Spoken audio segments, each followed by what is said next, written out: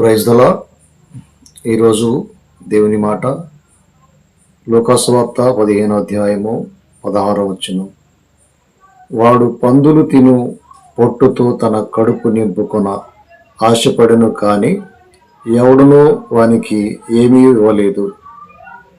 ప్రియులారా, దేవునిని ఎరిగి దేవునిని మరచిపోయినటువంటి వాళ్ళు, దేవుని ప్రేమను విడిచిపెట్టినటువంటి వారి యొక్క జీవితంలో వారు సక్సెస్ అవ్వడానికి ఆశపడతారు, కానీ జీవితాన్ని బాగు చేసుకోవడానికి ప్రయత్నం చేస్తారు. కానీ దేవుని లేని కారణాన్ని బట్టి, వారి యొక్క హృదయంలో దేవుడు లేని కారణాన్ని బట్టి, దేవుణ్ణి తృణీకరించినటువంటి కారణాన్ని బట్టి అతను ఏది చేయాలి అని అనుకుంటున్నప్పటికీ కూడా ఏమీ కూడా చేయలేడు, ఏది కూడా సాధించలేడు.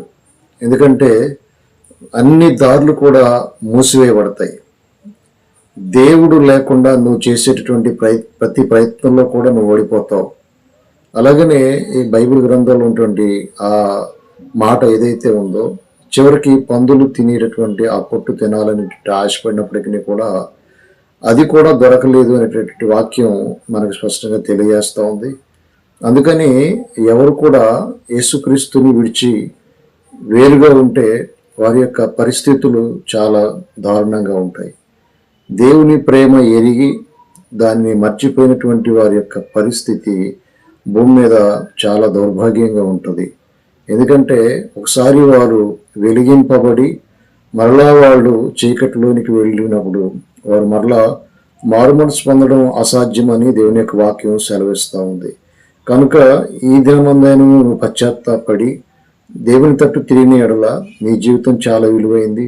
నీ జీవితం ఒక వెలుగుకరమైంది కనుక అది అనేకులకు వెలుగునిస్తుంది, దీవెనకరంగా ఉంటుంది. కనుక తప్పకుండా ఈ సాయంత్రం నీవు పశ్చాత్తాపడాలని ప్రేమతో తెలియజేస్తా ఉన్నాం.